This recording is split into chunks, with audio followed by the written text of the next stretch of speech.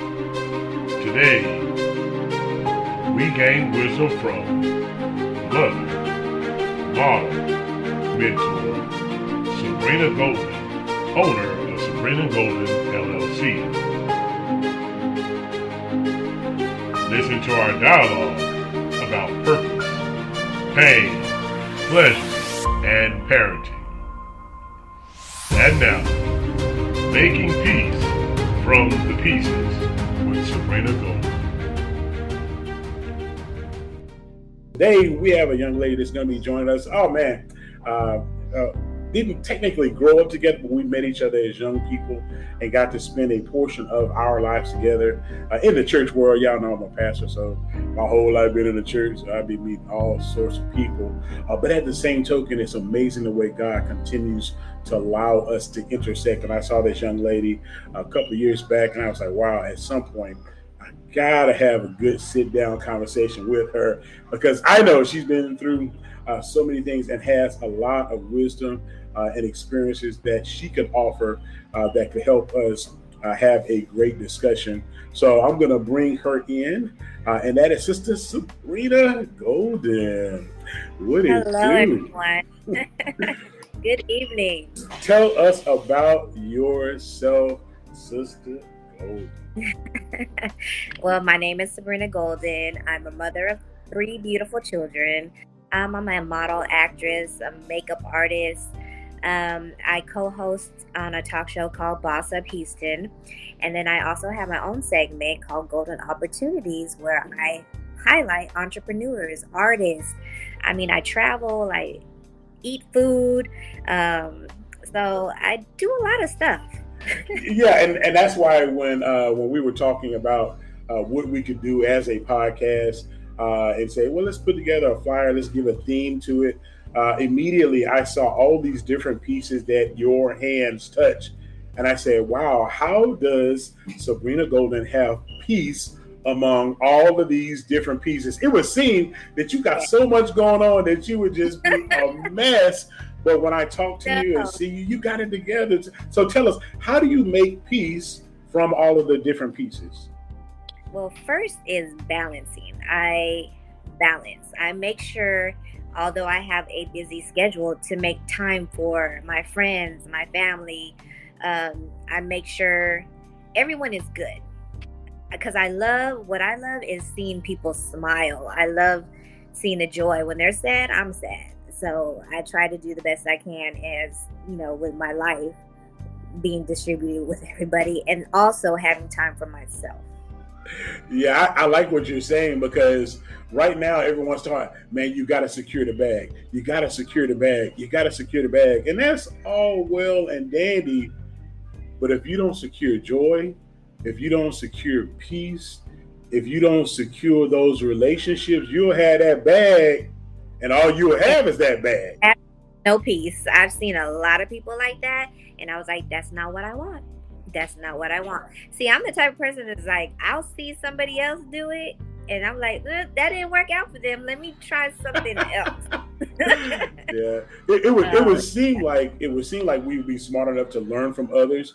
I tell my daughters all the time, when we grew up in an age, and I'm older than you, of course, but we grew up in an age before all of this social media and YouTube and all that kind of goodness, and we didn't have the access to watch videos on YouTube. And so when people talk about getting high, unless you had seen it in person or experienced it yourself, you didn't know. Now you can watch a whole series. A whole series about it. Watch it for days. Yeah, for days. And then be like, you know what? That's crazy. I'm not going to do that. Right. Now let me ask you this. What way do you learn best? Do you learn best by reading or by listening to other people? Or do you learn best by experiencing it yourself? I say it's a combination of everything. But I mostly learn from experience. Not everything experience, but mostly experience. So it's not like, some things you really have to do experience in life in order to learn. Like a lot of things that I went through in life, if I didn't go through that, I wouldn't be who I am today. I wouldn't be smarter and have more wisdom that I do have today if I didn't go through what I went through. And now I can help others be like, hey, don't go down that path. Yeah. You know, I see the signs. No, don't do it. Well, we had a Bible study last night, and one of the things that Paul said, he said, I've learned to be content in all of these situations. And so I asked the group the question, do you have to go through these things to learn how to be content? And a strong argument from my perspective was that you do. And that a lot of the times God has to take you through those things to teach you more about him and also about you. So, Sister Golden, what did you learn about yourself when God was allowing you to go through all of these different things? Okay, so I was married for 18 years, and I wasn't raised in church. I didn't come to know God until my late teen years. And so I got married, and I kept pointing like, why is he doing this to me? Like, why is he doing this to me? And then so that was my breaking point of getting closer to God. And I kept looking at man and not God during my situation. And it took me like 3 years to get the first affair out. And so when I finally got it out, God told me, he said, it would have came out sooner if you let me handle it. And I was like, you're right. Because I kept trying to do it myself. And through that, I learned to trust God and stop handling things myself. And that was a big, big learning lesson for me. And to this day, that is stuck in my head. That experience, that's how I got closer to God. I learned to rely on God during that process. That is a major challenge. Janet Jackson talked about control.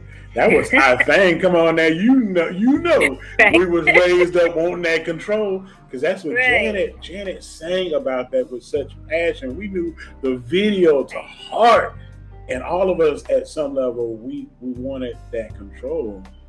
Because another song that we used to listen to was, "Hey, it's my prerogative. Like I want to do what I want to do. This is how I think. This is how I want to process this. This is how I want this to end. This is how I want it to beginning. I got this script written in my head, and it has to be exactly like this, or I'm going to be disappointed." So let's talk about that, because I think, and this is not specifically about marriage, this is about life in general, because when we're kids, we write these scripts and these narratives, and we want to live out these scripts and narrative. And then you get into this thing called adulting, and it's like, this is not the go. This is not the script. We veered off the script. I got the degree. I went to the train and I did all of this, and now this is not what I wrote. So what was it like, or what has it been like for you adjusting to the script when you realize that there is a script, but at some level it feels like most of it is ad-libbing? So for me, I'm like a pretty easygoing person, and I kind of adjust and go with the flow of everything. And so it was easy for me. I've always been the type of person to look at the positive in the situation. So even though like I've gone through what I've gone through in my lifetime, I don't knock anything down. Like, I appreciate those moments. I look at the positivity in it, because if it wasn't for the situations, I wouldn't be at where I am today. I wouldn't have grown as much as I have. I wouldn't be able to help comfort other women that I've been talking to who've gone through the same situations. So I don't knock anything down. So I always try to look at the positivity, even though it may be like really super bad. That's just the type of heart that I have. Yeah. Well, how have you learned to embrace this new Sabrina Golden? Like that's that old stuff. That's a part of who you are, but that's, like we're not even talking about that. You are doing so much right now in this moment that you only got a few minutes to address the past. So what is it like walking into this golden type of future where it's like, look, when I first was thinking about a title for this, I almost called it redefining the golden years, because you're living your best and most productive life right now. You're not waiting till you old. You doing it right now. You making it happen now. So what is it like living your golden years now? I'm loving it. Like, all my friends, family, they're just like, Sabrina, you are glowing. Your light is shining. And that's my whole purpose since living this life, is to be a light in the dark world. And so, not everybody has good days, and you got to understand that. You got to encourage them. And, it may some days, some people cuss you out, and you just like, you know what? I love you, and you have to be that light, and then they always come back and they'll be like, you know what? I'm sorry. I didn't, I was having a bad day, and you find out what's going on. And so that's why a lot of people are like, oh, why you let them talk to you like this? But they always come back to me, and they're like, they appreciate the love that I give. And but living my golden years, I love, like I said, I love seeing people smile. I love putting joy in people's life. So if I'm doing that, I'm living my golden years. And you're doing a great job of it. One of the things that has been said is that hurt people hurt people. But I want to push you on this, because I think it also could be said, even by the statement that you made, that heal people heal people. Like, once you find that peace, once you have that fullness of joy, then you don't just keep it all to yourself. You take that to other people. And then the B part of what I would say to you is that once you have been hurt, and all of us have been hurt at some point with some situation, and you've experienced that hurt, when you see people responding to you, you realize that they're hurting too. And that still allows you to shine your joy when they're shining that hurt. So talk to me about how you found that peace, and now how you project that peace into the life of others. I had to learn self-love. I had to know my worth.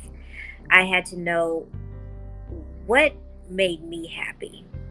And so once I found my self-worth and knew, like, hey, you shouldn't be treated like this, or hey, you're a great person, like, what, don't let nobody talk you down. Yeah. And that's when I found me. Like, I started thinking about all the things that I do and all the people that I help. And I'm just like, I'm not a bad person. I can't let people just tell me anything, basically. And because they will. Yeah. They will try. And I'm like, even though you can do all the good in the world, there's always going to be somebody that's going to complain. So let me interrupt you. Let me ask you this. This bothers me. Why is it that people want so badly to define people? Like, why are you trying to define me? Why are you trying to put me in a box? Why are you trying to, what the old saying, rain on my parade? That's that movie. Right. Like, what do you get out of this, especially in this social media age? I think sometimes I don't think they're trying to do it purposely. I think they're helping someone, and they're really hurting them. But sometimes it's just, they're just a negative people. So they're just going to portray negativity. And so you have to guard your heart, your mind for a lot of them things, or just let it go over your head. Next week, making peace from the pieces with Sabrina Golden.